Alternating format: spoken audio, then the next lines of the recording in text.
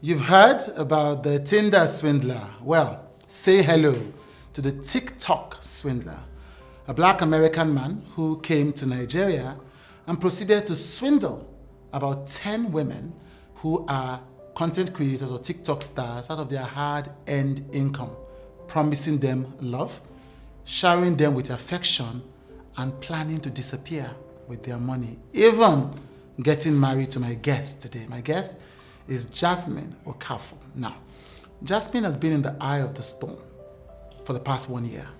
Her adopted father, Mr. Ibu or John Okafor, has been fighting for his life in hospital.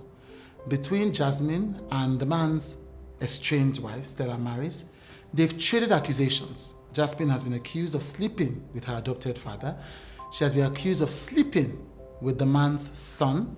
She has been accused of embezzling the monies that were contributed by Nigerians to save Mr. Okafor's life. She says all of these are false.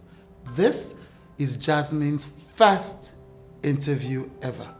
She says she has been invited by several platforms, but this is where she wants to tell her story. So, one of the biggest scandals of 2023 and one of the biggest traumas that a young woman can face. What really happened in these two stories? One personal, one national. What part did she play? What lessons did she learn? And how has she survived? This was one of the longest with Chude episodes we ever recorded. It will shock you.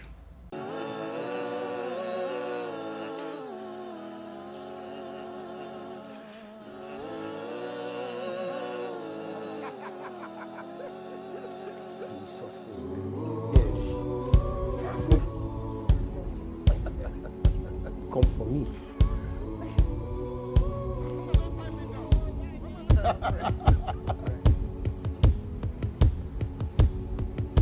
Thank you so much for joining me. You're welcome. Okay, let's go back a bit because you've been in the news a lot lately. But before that, let's go back. You are lost in all this hoopla. Mm-hmm. Is the fact that you're actually a trained filmmaker, aren't you? Yeah. Yes. You studied cinematography. You're a DOP. No, I'm a producer. You're a producer, right? Yes, right. please. Mm-hmm. And how long have you been a producer? For a year plus now. A year plus. Okay, so I've produced like 3 to 4 films. right. So you produced 3 to 4 films, but you also acted in. Yes, in all the a films few I films. feature, yeah. So you featured in the films that you produced. Yeah, Yes. and some other that I didn't produce. Right. But these four you produced, you're also the executive producer. Yes, please. Right. Excellent. So before that, what were you doing? Well, I'm an entrepreneur. Mm-hmm. I've done a couple of businesses. Like, I do have a registered logistic business Okay. globally. Okay. Then I am basically into entertainment, like doing online videos, content creation, and that. Yeah. Yes. Yeah. For you're popular. You have over 1.3 million How did you know that? followers on TikTok. Yes. How did you know that? And we do our job. We try to do our work. So that's 1.3. cool. And you are a verified TikTok, aren't you? Yeah, Yes, yeah. I'm yeah. verified on all my platforms. On all your platforms, yes. So, I mean, 1.3 is not a joke now. Well, it takes a lot of effort. Yeah. A lot of effort. Yeah. So you're primary. So I guess one of the best ways to describe this as a content creator. Yes, please. Yes. So you're a content creator who has now gone into feature-length film. Yes. Yes. When did you start content creation? Okay. 2015, I did a couple of skits, but then I wasn't really big on the internet space. But I remember vividly there was one skit I did in 2015 that went viral. It has over 6 million views on Linda IKG. Right, Yeah. right. But you know, that video actually went viral. And a lot of people right now would not know it was me. You, right? Yes, they wouldn't know it. They can't fix the name on the. They can't place the name on the fakes. Right. But it was actually me. AY. A lot of people posted it then. It was a skit that. Then that was when I wanted to produce my first film in 2015. Okay. But financially, I was not buoyant, so it was a low budget kind of film. So while we were shooting somewhere in ShopRite, one of the scene, I was proposing to a dwarf. Right. A midget. Right. So some people just captured it while we were shooting and then posted it online. Oh, really? So before I got home, it was already trending everywhere that like a lady proposed to a dwarf, and people were talking about yeah, it. everybody was, it looked so real. People thought it was real. So yeah, so it was more like a publicity stunt for the film. Yeah. So that was when the first time I had encounter with social media stuff. Yeah. Yeah. And but you didn't end up making that film because of financial. Well, I did, but like I said, it was a low budget film, so I didn't really push. Yeah. I did. Talking about proposals that went viral recently, you posted something about you and Ken Eric that now went viral. Okay. And people say, you know, the media, and they're like, Ken Eric and Jasmine Okafor are engaged. You know. Well, if you ask me, I just think I'm favored when it comes to social media things, because I don't know. Naturally, I just have a way of pushing my stuff. So, firstly, it's just a movie. It was so just you and Ken are not engaged? No, I and Ken have never had anything aside from that movie. It was a movie I produced that he was featured in, and I just put a scene, a clip from a scene of the movie, and then boom. Yeah. He actually helped us in. Yeah, I uploaded the full movie on my YouTube, and it did so well on my YouTube. Right, fantastic. And when was the moment you thought, when the moment you realized, because you're not just, you know what I mean, you have over 250,000 followers on YouTube, you have over 250,000 followers, I think, on Instagram, I think the same thing on Facebook, etc. So when do you think it hits you that I've blown up? Well, to be very honest, I don't ever feel that way. Right. Why not? I don't know. I just, like, even if you check up with the people that know me in the past, I'm still the same person. I don't ever feel that there's a little change, but I don't really see it as a big deal. Right. But apart from that one that went viral in 2015 that people don't recognize that it's you, has there been one particular content you created that you felt this one really pushing out there again? Well, I've done a couple of skits on my own. There was one skit I did, that I slapped a soldier, something like that. It went viral on my YouTube, on a short on my YouTube. It had over 2-point-something million views.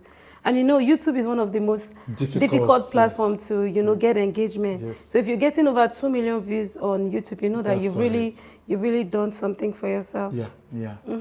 I mean, one of the part of the content that people know you for is you and Mr. Ibu, know, dancing on video, I read some of the comments on your YouTube video that you posted 2 weeks ago. Okay. And a lot of people were talking about, when we see you on those videos, you bring joy, you give him joy, etc.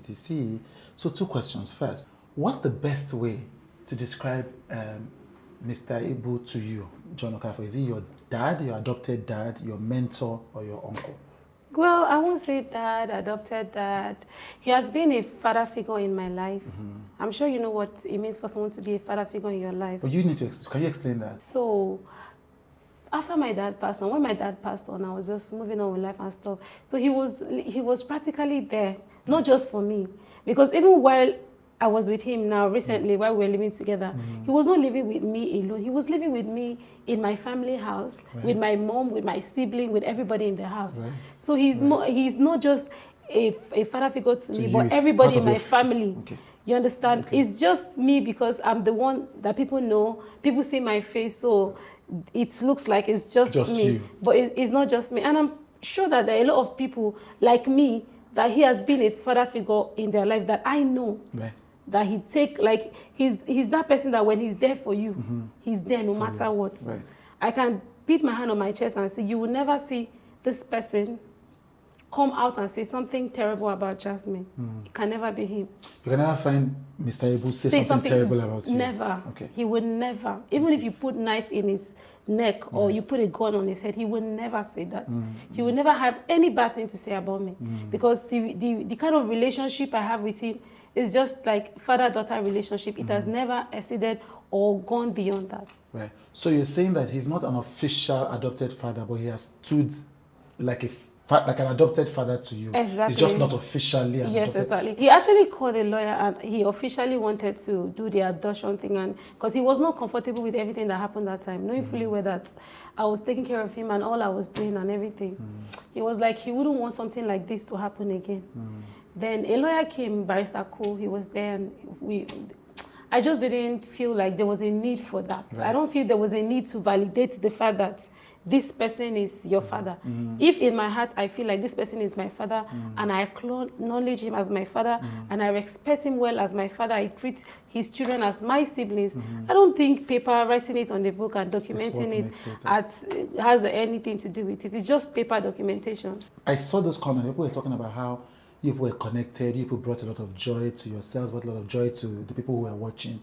You know, after all the things that have happened, it's just interesting how that has evolved into what it is now. But let's talk about what it is. You do know that, even for me, I don't pay attention to the news. But if I search for you on the internet, all I will see now, most of what I will see is Jasmine Okafor, Mr. Ebu's daughter, Stella marries his wife, and allegations that you were sleeping with a man that was your father figure.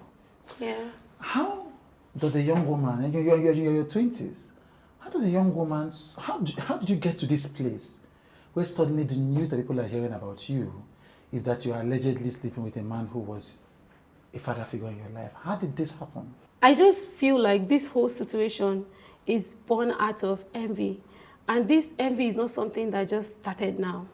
You know, I think it's something that has been there. You understand? Now, I have a question for you, right? All of a sudden, somebody comes out and said, this person is having an affair with my husband. And this person you are claimed is having an affair with your husband. You have lived with this person in the same house. You single-handedly told your husband to come and live with this person in our house. In my house, the wife. She told me, she pleaded with me, and mind you, when her husband came to live in my house, I was married. I was with my husband. I was not living alone. I was not single. So he was not living with you alone. Exactly, which is why I conditioned them that if the husband should live in my house, the son would as well live with me in my house, so that it would be a case of a father living with his son. Right.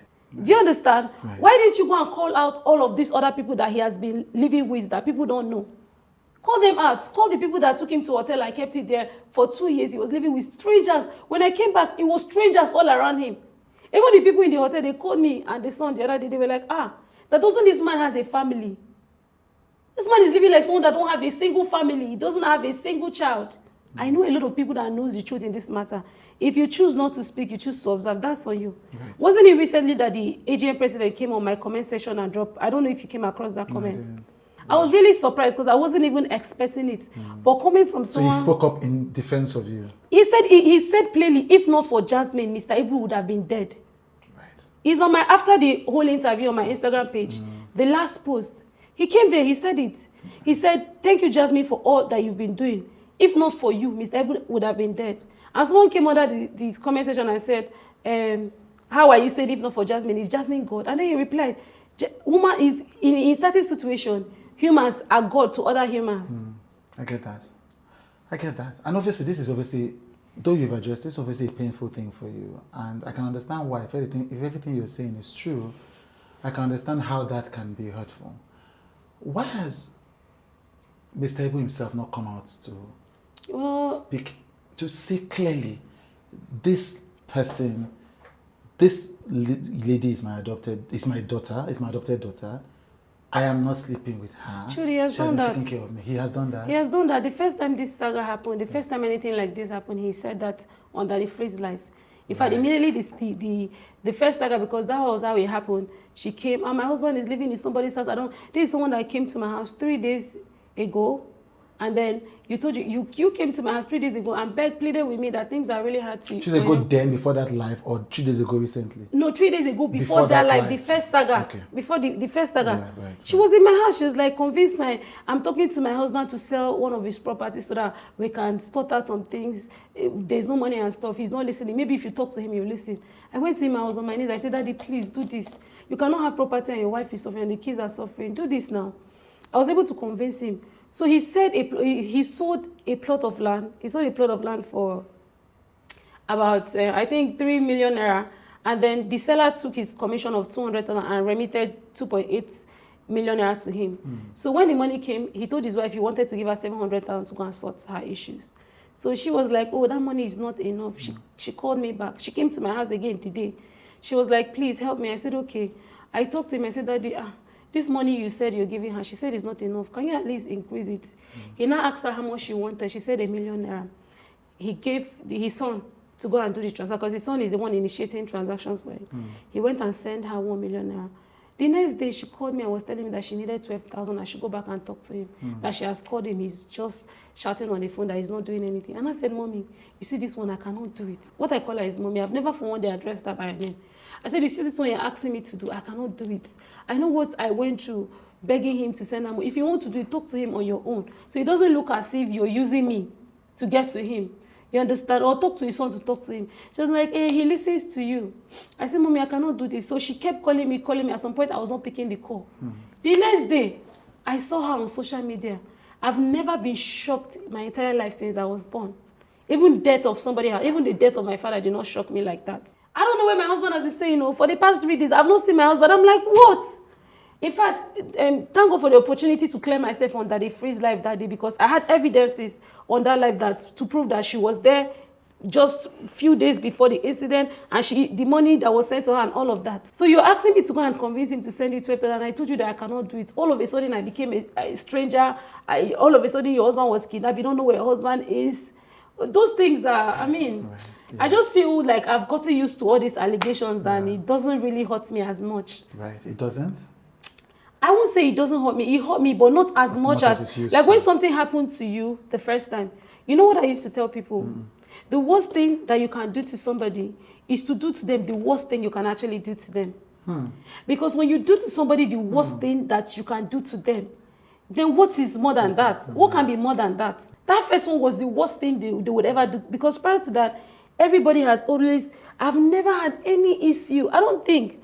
I've never had any issue with anybody. Have you heard? Have you seen? Aside from this Mr. Ibu saga. Have you seen? I'm not the person to be on people's page. I don't interfere in people's life. I'm just me. On this social media space, on this platform, with all the people I've met, with all the connections I've made, you will never see me lingering around anybody.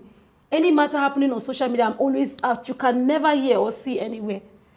So if one person drags you the first time and drags you the second time, then what else? It has to be envy. Yeah. It has to be traced to envy. So I want to move on from this, but just to be clear, it is not true that you had a sexual relationship with Mr. Ibu. I don't have any sexual relationship with him. And it's not true that you have a sexual relationship with his son. I don't have any social relationship with anybody in that family. Neither is it true that I've taken money from that family. Right. Not even once. Not even once.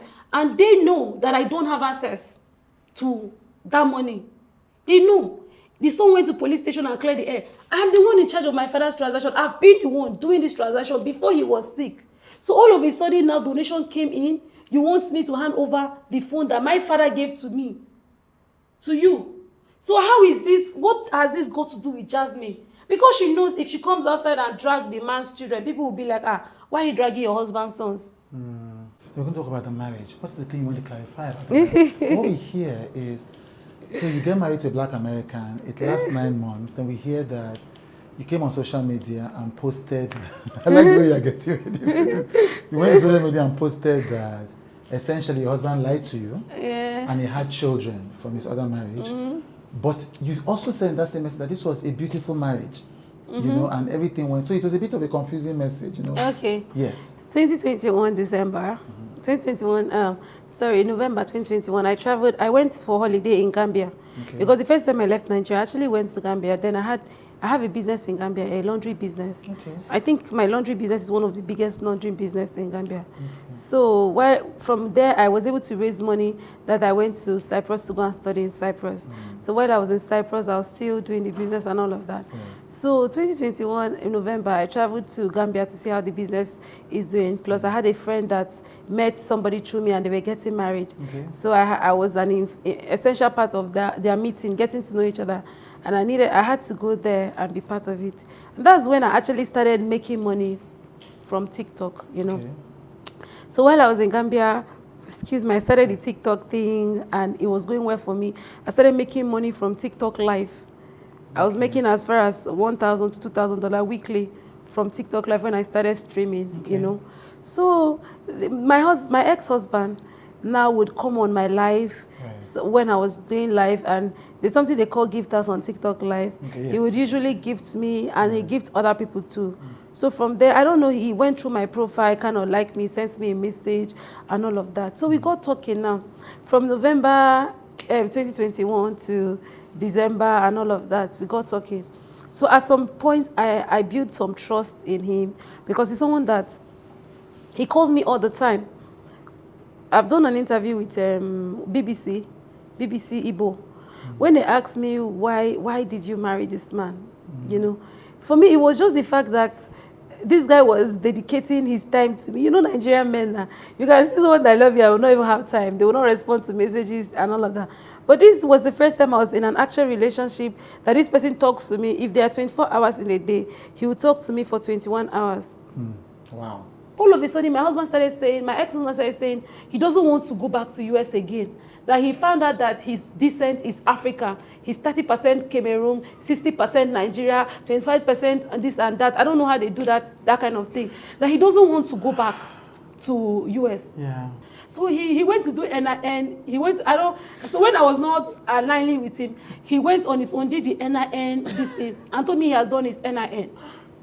My husband and I have NIN. And while he was in Nigeria, you know the way we Africans go to America and it's difficult for us. Yeah. That's the same thing it is when Americans come to Nigeria. There's a certain fee. You have to be paying for extension. And that extension was on me. Yeah. Do you understand? I kept paying for that extension, paying for that extension, paying for that extension. I was begging my husband. I said, you are supposed to be there while you are filing for me. You're supposed to be there filing for me, not this thing. So my husband now said, okay, that he's going to be here until I get pregnant. When I'm about to give birth, that's when we will go to America. I was with this man for 9 months. I didn't get pregnant. Now, this is where this story becomes very tricky. Chude, do you know that this guy could not get anybody pregnant? He did not tell me. How did I find out? Me, I'm very fertile. I already have a child. And I know my body. I'm one of the, I don't know about other people, but I'm very fertile. That if I don't take if I'm not self-conscious and I have unprotected affair, I'm going to be pregnant. I know that for a sure. And my hormones are very high. So I try to protect myself at all times. But while I was with my husband, I never even got pregnant or miscarriage or anything. So that was actually giving me concern. So one day my husband told me that he wants to get Nigerian SIM card. This is how the whole thing exposed. He wants to get Nigerian SIM card. I'm like, baby, what do you need Nigerian SIM card for? You already have your US WhatsApp, it's working. The only people I feel like you should communicate with are your family. You don't really know anybody in Nigeria. He said, no, he needs a Nigerian SIM card so that sometimes if he wants to take a walk, he can call me. I did not argue. We went and get a Nigerian SIM card for him. Chude, we came back home that night. I was with my husband on the bed. Somebody called him, a Nigerian number. Immediately, the person called him. He picked. It was a guest voice. He ended the call. I said, babe, who is calling? Who is this person calling you? He said he doesn't know. Maybe it's a wrong number. I said it's not possible. My husband swore on heaven and earth that it was a wrong number. I said, okay. When he was sleeping, that was the first time in my life I ever say I'm going to go further. When he said it's a wrong number, I said, okay, call the person back. He refused. Call the person back. He refused. It became something, a very big fight in our house that everybody knew. We were arguing so loud. Everybody knew. Then do you know what I did? While he was asleep, he already gave me the number. I went to callers. What did they call that thing? Callers ID. The name came out. Ruth. Her name came out on the this thing, on the store, yeah. So when her name came out, I woke my husband up that night. I said, who is Ruth? The way he looked shocked is like him himself. He has never had the name before, so I felt so stupid. He was asking me who is Ruth. I said, who is Ruth? He was asking me, so I said, you don't know who is Ruth? He said, no. This is very important because this is how I came to realization of everything that I didn't know. I went to his platform. I went to his TikTok. I searched for Ruth. The name Ruthie came out. I went to Instagram. I searched for Ruthie. Ruthie came out. I said, you don't know who Ruthie is? He said, no. I said, can I have your phone, please? Finally, when my husband gave me his phone, my ex-husband gave me his phone, I went straight to his Instagram, that same name. I went to the chat. I saw all the conversation. Chude, my husband promised this girl marriage. The same pattern that he was going with me was the same pattern he was going with her. Even he told her that she should not worry that. I know she's going to see this video, and she knows because I called the girl's number. I said, hello. I called it. I put it on speaker. My husband is sitting right next to me. I said, madam, you remember I called you earlier, and you told me that it was a wrong number. Are you not Ruthie? I said, thank God I can see your picture and everything, all your conversation with my husband and everything. by this time tomorrow, you will see yourself on social media. She now said, no, that to be very honest, that she's sorry, that my husband lied to her that we are not married, that he's just using me. Hey. Chude, she said that in front of my husband. I was sitting next to my husband, and that girl said that in a call. My husband has started apologizing. And I said, okay, is there any more secret? And do you know, at the point, see, the very moment that this marriage ended, there was no time I wanted to leave him. So when all those things happened that night, I was going through everything, I saw everything. I called all those people, I started messaging them, please, how much is he owing you? Let me pay. The ones I can pay, I paid 2 people. The ones I cannot pay, I told him, okay, give him some time, he'll go. Different people had different experience with him. Right. He promised about 5 girls marriage. And then when I went to my husband's phone, I started seeing a lot of girls, mostly Yoruba, mostly BB TikTokers. And I saw a message. Everything like happened in the same day. I saw a message of child support message. My husband is paying child support. I asked my husband, now about the child support, can you tell me, do you have children or not? My husband swore to me on his mother's life that he has never gotten anybody's pregnant. Let me speak to your mom. I collected the phone. I called his mom. For the first time, I was able to have a lengthy conversation with his mom. I said, Mom, I have an issue with David now. I just saw child support message on his phone, and David is telling me he doesn't have kids. Then she said, that why is he telling that? Am I saying that I don't know that he's married with kids? Hey. No, was married, or he's married with kids. And I said, no, that he did not tell me. She said, David had 3 children and 4 grandchildren. That she has told him severally to tell me that she's surprised that he has not told me. My husband was looking at me dumbfounded. You couldn't say anything. I said, honey, is it true that you're having 3 children and you're still married? That's when he now told me that he's not still married, that he was divorced. He was divorced in 1995. That time I was not even born. I wasn't born the year he said he was divorced. I'm sorry. The time of the year he said, the month in the year he said he was divorced, I wasn't born. Let me just fast forward to, I went to Ajah police station to make a report. The report I made was because I know he was going to leave my house, and I was the one that invited him to Nigeria. So if he's going to leave at that point, you would be responsible. I'll be responsible. Yeah. So I only wanted him to, all I wanted was for him to go and sign on undertaking that he has absolutely nothing to do with me and stuff. Then later we can proceed about divorce. On getting to the station, it was on my husband's police report, on his statement, that he acknowledged for the first time since I met him that he had 3 children. The police, I put it in here. He had 3 children, 4 grandchildren, and I wasn't aware of it. Remember I told you that he couldn't get me pregnant. He told me, he confessed to me that he did this thing. I don't know what they call it. Men do it in America. Right. That is why we could not have, he couldn't get me pregnant. Right. And even if I didn't find out all these things, I would have been with this man and been thinking maybe I suddenly became barren and I would never have child. So that one was the deal breaker for me. The fact that I can never have child. I'm very young. I only have 1 child, and I'm looking forward to have 2 or 3 more, or even 4. You understand? So when he told me that he could not have child and all of those, then I was not asking him, why did you marry me in the first place? And I even later discovered that this guy had no intention to even travel to abroad. Yeah. Everything he was doing, changed my name, everything was for him to get stuck in Nigeria. Yeah. Then I now discovered that he had a case of felony in the US. Right. You know what felony is? Yeah. It was that he was running away from. Yeah. As we speak now, my ex-husband is still in Nigeria. What? He's still in Nigeria since he came 2022 that he came to see me. The reason why he came, his passport is at Ajah police station. After the entire thing, I told him personally, go and take your passport. I don't want to pursue any case against you, because if I lock this guy for fraud, for defrauding me of over $34,000, all the money I made from all my social media platform, not just TikTok, or the majority of it came from TikTok. If I lock him, I'm still the one that will go and bail him out. Nobody from US will come and bail him out. Even his mom calls me to ask about her son.